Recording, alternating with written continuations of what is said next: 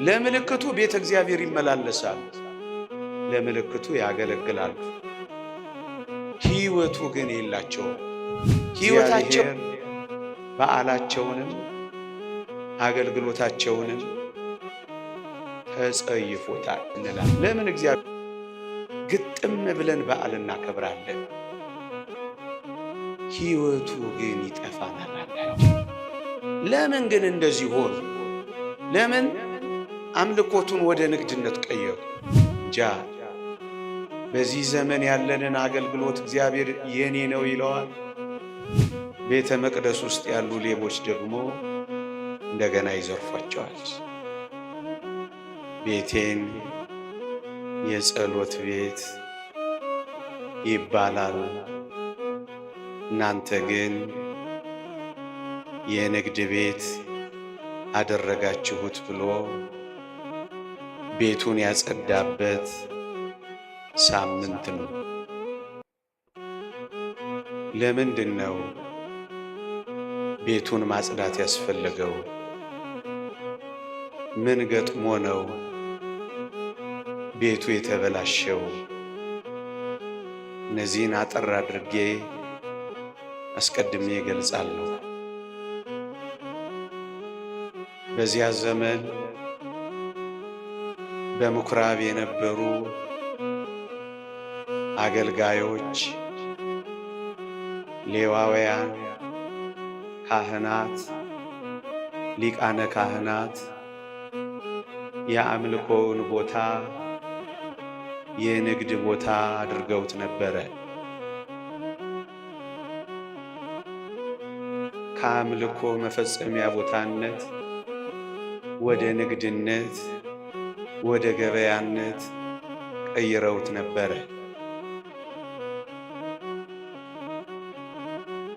ከሩቅ አገር መስዋዕት ሊሰዉ የሚመጡ፣ መስዋዕት ለማቅረብ የተጉ ብዙ ሰዎች ለኃጢአት ስርየታቸው ላም፣ በግ፣ ፍየል ይዘው ይመጣሉ እና ምን ያደርጋሉ? ልክ እዛ መቅደስ ውስጥ ሲደርስ እዚያ ምኵራብ መስዋዕቶቹ ሲደርሱ እነዚህ አገልጋዮች መስዋዕቱን ይዘው የመጡትን ሰዎች እነዚህ ከስተዋል፣ እነዚህ ገርጥተዋል፣ እነዚህ መንምነዋል፣ አንቀበላችሁም ይሏቸዋል። ብቻ ምን አለፋችሁ በመንገድ ላይ ከለፉት በላይ በዚያች በቤተ መቅደስ በጸሎት ቤት በምኵራባ ያንገላቷቸዋል። ከአራዊት ጠብቀው ታግለው ያመጧቸውን መስዋዕቶች እዚያ የጸሎት ቦታ ላይ ያሉ አራዊቶች፣ ቅድም ያልኳቸው ነጋዴዎች ይበሉባቸዋል። ሌባ እንዳይነጥቃቸው እጅግ በጣም ተጠንቅቀው ለመስዋዕት ያመጧቸውን ምኵራብ ውስጥ ቤተ መቅደስ ውስጥ ያሉ ሌቦች ደግሞ እንደገና ይዘርፏቸዋል። ይህንን የተወደደ መድኃኒታችን ኢየሱስ ክርስቶስ ያውቃል። ለዚህ ነው ይህንን የፋሲካ በዓላቸውን የአይሁድ ፋሲካ ብሎ የጠቀሰው። በዓላቸውን ጠልቶታል። ልብ በሉ፣ የእግዚአብሔር ፋሲካ ነበር የሚባለው። አሁን ግን የእግዚአብሔር መሆኑ ቀረና የአይሁድ ፋሲካ መባል ነው የተጀመረው። እግዚአብሔር ሲጸየፍ እንደዚህ ነው። ምዕመናን፣ እግዚአብሔር ጾማችንን፣ እግዚአብሔር ጸሎታችንን፣ እግዚአብሔር በዓላችንን፣ እግዚአብሔር መቅደሳችንን፣ እግዚአብሔር አገልግሎታችንን እንዳይጸየፈው ያስፈራል። ምዕመናን፣ እግዚአብሔር የኔ ነው ይላል። እንጃ በዚህ ዘመን ያለንን አገልግሎት እግዚአብሔር የኔ ነው ይለዋል።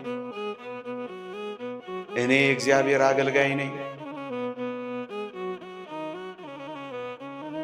አሁን እኛ መንፈሳዊ ጾም እግዚአብሔር የሚቀበለው እንጾማለን። እኔ የመረጥኩት ጾም ነው ይለናል። እንደዛ በጸጥታ ፈተሻችሁ ታውቃላችሁ? የኔ ጾም፣ የኔ በዓል፣ የኔ አገልግሎት፣ የኔ መቅደስ የኔ ይለዋል። በዚህ ምክንያት እግዚአብሔር በዓላቸውንም አገልግሎታቸውንም ተጸይፎታል። ለምን እግዚአብሔር ተጸየፈው? የእግዚአብሔርን ሥራ ስላቃለሉ፣ የእግዚአብሔርን ቤት አገልግሎት ስለናቁ፣ እንደውም ከዛ አልፈው ለጥቅማቸው ብቻ ስላደረኩት እግዚአብሔር ተጸየፈ። እግዚአብሔር ናቀ። እግዚአብሔር ጠላ። እንደውም በመጥላት በመናቅ በመጸየፍ ብቻ አይደለም፣ ጅራፍን ጭምር አስመሳ፣ ቁጣም ጭምር ጨመረበት፣ ተግሳጽም ጭምር ተከተለው። ወዳጄ እያችሁ እግዚአብሔርን ስንንቀው ይንቀናል። የኔ አይደለም ይላል፣ ይተወዋል። እግዚአብሔር አያስፈራም? በእግዚአብሔር መተው አያስፈራም? በእግዚአብሔር መረሳት አያስፈራም? የእግዚአብሔር ቁጣና ጅራፍ እንደሱ ነው የሆኑት እኮ አይሁድ። ይሄን ስራቸውን ያውቀዋል። ምን ያደርጋሉ? የከሱትን ይቀበሉና እኛ ያሰባናቸው ስላሉ እነሱን እንድንሰጣቸው በልዋጩ ገንዘብ ደግሞ ጨምሩ እያሉ ደንበኛ ንግድ ይዘው ነበር። ደንበኛ ንግድ። ለዛ ነው ቤቴ የንግድ ቤት የወንበዴዎች ዋሻ አደረጋችኋት ያሉ ምዕመናን። ለዚህ ነው እግዚአብሔር የጠላው። ለምን ግን እንደዚህ ሆኑ? ለምን አምልኮቱን ወደ ንግድነት ቀየሩ? ለምን አደረጉት ይሄን? ቅዱሳት መጻሕፍት ምን ይላሉ መሰላችሁ? አይሁድ ምልክቱን ብቻ እንጂ ሕይወቱን አልያዙትም ነበር ይላሉ። ለምልክቱ በዓሉን ያከብራሉ። ለምልክቱ መሥዋዕት ይሰዋሉ። ለምልክቱ ቤተ እግዚአብሔር ይመላለሳሉ። ለምልክቱ ያገለግላሉ። ሕይወቱ ግን የላቸውም። ሕይወታቸው ንግድ ነው። ኑሯቸው ግን አስመሳይነት ነው። ምልክቱን ይዘዋል፣ ወደ ሕይወቱ ግን አልደረሱም። ወገኖቼ እግዚአብሔር የጠላው ይሄንን ነው። ምዕመናን አንዳንዴ እኛም እንደዚህ እንሆናለን። ምልክቶቹ አሉ፣ በእውነት ደስ እንላለን፣ ግጥም ብለን በዓል እናከብራለን። ሕይወቱ ግን ይጠፋናል። አንዳንዴ ጠባ ለኪዳን ደግሞም ለጉባኤ እንገሰግሳለን። የዚህ ሁሉ ጥቅምና ረብ ፋይዳ የሕይወት ለውጥ ግን እናጣለን። ሕይወቱ አይኖረንም፣ ምልክቱ ብቻ ይኖረናል። እሱን ነው እግዚአብሔር የጠላው ወገኖች። እኔና እናንተስ ጋር ምልክቱ ብቻ ነው ያለው፣ ሕይወቱን ጭምራል። እንደውም ቅዱስ ቄርሎስ ምን ይላል? መንፈሳዊነት የሌለው ልማድ ብቻ አድርገውታል ይላል። ለዚህ ነው እግዚአብሔር የጠላው። እዩ፣ ካህናቱ የነቢያቱን ትምህርት አንቀበል ብለዋል። በፍጹም ከእግዚአብሔር ቃል ርቀዋል። የእግዚአብሔር አይመስሉ። ያ ሰባኪ እንደተናገረው እግዚአብሔርን የማያውቁ የእግዚአብሔር ሰዎች እንዳለ አንዳንዴ እኛም ጋር እኮ እንደዚህ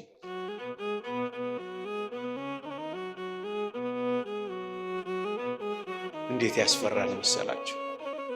መንፈሳዊነት የሌለው ልማድ ብቻ ነው። ይህ ትምህርቱ ልማድ ይሆንብናል። ስለዚህ መንፈሳዊነቱ ግን ይጠፋል። ማስቀደሱ ልማድ ይሆንብናል፣ መቀደሱ ግን ይጠፋል። መጸለዩ ልማድ ይሆናል፣ ማነብነብ ብቻ ይሆናል። ልብንም ነፍስንም የማይነካ ይሆናል። እንደውም አንዳንድ ጊዜማ አስመሳይነት ሁሉ ይጨመርበታል። መልአከ ኤዶም ኤፍሬም እሸቴ እንዳለው መንፈሳዊነት እንዳለው መንፈሳዊ መሳይ፣ በዩኒፎርም ውስጥ የተደበቀ መንፈሳዊነት፣ በነጠላ ውስጥ የተደበቀ አስመሳይነት፣ በምንኩስና ቆብ ውስጥ የተደበቀ አስመሳይነት። ምዕመናን፣ መጽሐፍ ቅዱስ ከአታላይቱ ይልቅ ከዳተኛይቱ ጸደቀች የሚለው ይሄንን በጣም አታላዮች እንሆናለን። ሲያዩን መንፈሳውያን፣ ሲፈትሹን ግን የባስን ዓለማውያን ሆነን እንገኛለን። እግዚአብሔርን ለጭምብልነት፣ እግዚአብሔርን ለከለላነት ብቻ እንጠቀምበታለን።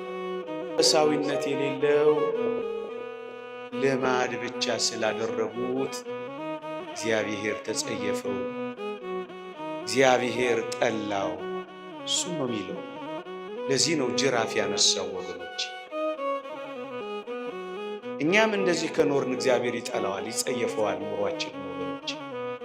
ወይ መንፈሳዊ መሆን ወይ ክርስቶስ እንደኖረ መኖር ነው። እሱ ጭምት ነበር፣ እኛም ጭምቶች። እሱ የዋህ ነበር፣ እኛም የዋሆች። እሱ ትሁት ነበር፣ እኛም ትሁታን። እሱ ጸጥተኛ ነበር፣ እኛም ጸጥተኞች። ወይ እንደሱ መመና አስመሳዮችን አይሁድ እንደሱ ነው የሆኑት። ለዚህ ነው የጠላባቸው፣ በማስመሰላቸው ነው የጠላባቸው፣ ጅራፍ ያነሳባቸው። ለዛ ነው ይመስላል ግን አይደለም። ስለዚህ ጅራፍ አነሳ ጌታችን። ለዚያ ነው የተቆጣባቸው። ምዕመናን፣ እኛንም እንዳይገስጽ፣ እኛንም እንዳይቆጣ፣ አስመሳይነት ሳይሆን ሕይወቱን መኖር መጀመር አለ። ልማድ ብቻ ሳይሆን ጠለቅ ያለ ሕይወቱንም መጀመር መቻል አለ። እሱን ስናደርግ ነው ከእግዚአብሔር ተግሳጽ የምንወጣ። የተወደዳችሁ ክርስቲያኖች፣ ጥቂት ነገሮችን ለመናገርና ለማብራራት በጎችን፣ ላሞችን እና ርግብን ክርስቶስ አስወጥቷቸዋል፣ አባሯቸዋል። ግን ምዕመናን ምን አይነት ትዕግስተኛ እንደሆነ ይህን አምላካችንን ላሳያችሁ። 4 ፋሲካዎች አክብረዋል። በመጀመሪያው ፋሲካ ነው የዮሐንስ ወንጌል ምዕራፍ 2 የሚጀምረው። 4ኛው ፋሲካ ደግሞ ማቴዎስ ወንጌል ምዕራፍ 21 ላይ ነው። በ4ቱም ፋሲካ ክርስቶስ ታግሷቸዋል። ምን አይነት ፍቅር እንደሆነ እስኪ እዩት። እግዚአብሔርን እየደጋገሙ ሲበድሉ እንዴት እንደታገሳቸው እዩ። በመጀመሪያው በመጨረሻው እዚሁ ተግባር ላይ ተጠምደዋል እነዚህ ሰዎች። ምንም ለውጥ ለማሳየት እንኳን አልፈለጉም። ለዚህ ነው ተግሳጹን ያመጣባቸው። ወገኖቼ፣ አንዳንዴ እኛም እንደዚሁ እንሆናለን። ለከርሞ ያው፣ አምናም ያው፣ ዘንድሮም ያው፣ የሚቀጥለውም ያው፣ ለውጥ የሌለው። ያኔ ነው ጅራፍ ያነሳው፣ ያኔ ነው የምር የገሰጸው። 1 ሁለተኛ በጣም የሚደንቃችሁ ሰዎቹን አይደለም ያባረረው፣ መስዋዕቱን ለመስዋዕት የሚቀርቡትን ነው ያባረረው ክርስቶስ። ለምን ካላችሁኝ ዋናው ማሳየት ማስተማር የፈለገው ርዕሴ ላይ ነው ማርፈው። እስመ ዘመነ እንስሳ አለፈ፣ የእንስሳት ዘመን አለፈ። አሁን የሚሰዋ በሬ፣ አሁን የሚታረድ በግ አይደለም።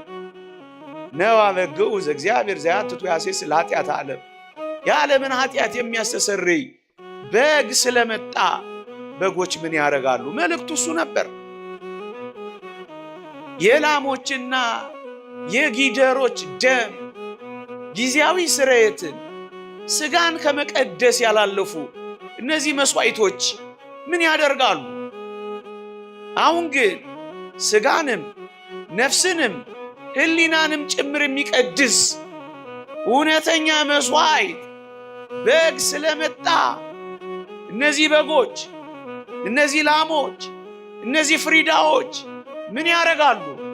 ጭብጡና መልእክቱ ግን እሱ ነበር።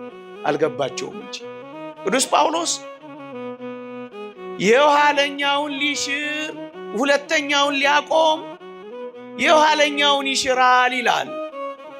አሁን ጌታችን አዲስ ቤተ መቅደስ አንጽቶ ሊሰጣት ነው ለአዲስ ኪዳኗ ቤተ ክርስቲያን። ስለዚህ ቤቱን ያጸዳው። ቤቱ አያስፈልግም አላለም እንደ አንዳንዶች። ቤቱንም አፍርሱት መቅደስ አያስፈልግም አላለም እንደ አንዳንዶች። መቅደሱን አነጻ፣ ገበታውን ገለበጠ፣ መስዋዕቱን አባረረ። ወዳጄ የተሻረ አለ መስዋዕቱ በክርስቶስ ደም በክርስቶስ ሥጋ መስዋዕቱ ተተክቷል። አሁን እዚህ ቤት ውስጥ በግ አታዩ። አሁን እዚህ ቤት ውስጥ ፍየል አታዩ። የኢየሱስ ክርስቶስ ሥጋና ደም ግን ይሰዋል። አንድ ጊዜ በማቅረብ ተቀድሰናል ይላል። ሁሌ የምንቀደስበት መስዋዕት ሊሰጠን የመጣው እሱን ነው። የእንስሳት ዘመን አለፈ፣ አሁን እውነተኛ መስዋዕት ተተከለ። ያኛው ተሻረ፣ ይሄኛው በአዲስነት ተሰጠ። እሱን ነው የሚያመለክተው። ያባረራቸው ለዛ፣ ያስወጣቸው ለዛ። ቤተ መቅደሱን ግን የአሕዛብ የጸሎት ቤት ትሆናለች ነው ያለው። ቤተ መቅደሱ ውስጥ ባለው ቤተ መቅደስ ነው ይሄንን ያነጸው። ወገኖች የወርቁንስ ገበታ ምን አስገለበጠው ካላችሁኝ፣ አንድ እግዚአብሔር ቃል አንብብላችሁ እንዲህ ይላል። ከአባቶቻችሁ ከወረሳችሁት ከከንቱ ኑሯችሁ በሚያልፍ ነገር በብር ወይም በወርቅ ሳይሆን ነውርና ድፍ እንደሌለው እንደ በግ ደም በክቡር የክርስቶስ ደም እንደተዋጃችሁ ታውቃላችሁ ይላል። በወርቀ ደሙ ዋጅቷችኋል። ስለዚህ አሁን ወርቅ ምን ያስፈልጋል ብሎ ገበታውን ገለበጡ። ከወርቅ በላይ የሆነ መስዋዕት ክርስቶስ ስለመጣ ወርቅ አሁን ምን ያደርጋል? በብር ወይም በወርቅ ሳይሆን ነውር እድፍ በሌለው በጌታችን ደም የምንድንበት ዘመን ስለመጣ ወርቁንም ገለበጠባቸው። ክርስቶስ እያሳየ ያለው ይሄ ነው። እነሱ ግን አልገባቸው። እነሱ ሙጭጭ ንግድ ላይ፣ እነሱ ሙጭጭ ወርቃቸው ላይ። አሳዝን። ርግባቸውንም እንደዚሁ ነው ያባረረው። ግን የዚህ ደግሞ ሌላኛው ሐሳብና ምስጢር ምንድነው ካላችሁኝ፣ በበሬ ያርሳሉ፣ በላምም ጥቅም ያገኛሉ። ስለዚህ ለምን አባረራቸው? ጥገኝነታቸው ምድራዊነት ብቻ ሆነ። መብል መጠጥ ብቻ ነው ሐሳባቸው። ንግድ ብቻ ነው ሐሳባቸው። ጽድቅ አይደለም ንግድ፣ አምልኮ አይደለም ገበያ፣ እግዚአብሔር አይደለም ወርቅ ትኩረታቸው እዛ ላይ ነበር። ለዚህ ነው እግዚአብሔር የጠላው ወገኖች። አያችሁ፣ አንዳንዴ እኛም ጋር አገልግሎቶች እንደዚህ ይበላሻሉ። እግዚአብሔር ይሄን አይወደው፣ እግዚአብሔር ይጸየፈዋል። እንሰማለን እኮ አንዳንዶች ጸሎትን እንኳን ሳይቀር በገንዘብ እየቸበቸቡ ያሉ እንዳሉ እኮ እንሰማለን። ይሄ እግዚአብሔር ይወደዋል። በነፃ የተሰጣችሁን በነፃ ስጡ ያለ አይደለምን እግዚአብሔር? የጸሎት ነጋዴዎች፣ የመቁጠሪያ ነጋዴዎች ንግድ አልበዛም? ምንም አይነገዳል። የቅባ ቅዱስ ነጋዴዎች፣ የእምነት ነጋዴዎች፣ የገዳም ነጋዴዎች ገዳማት እንኳን አንዳንድ ቦታ ምናምን እያሉ እንደ ፒኤልሲ ገንዘብ ማምረቻ አልሆነም በዚህ ዘመን። አያሳፍርም? ሰው በልክ በአግባቡ የሚኖርበት ልክ አለው። ንግድ ማድረግን እንዴት ነውር ነው ወገኖቼ! ንግድ ማድረግ ምን ማለት ነው? መንፈሳዊ አገልግሎት የቤተ ክርስቲያንን ሕይወት ገንዘብ ማግኛ ብቻ፣ ሀብት ማፍሪያ ብቻ፣ ዝና ማካበቻ ብቻ፣ ስልጣን መያዣ ብቻ። ይህ እንዴት ያሳፍራል!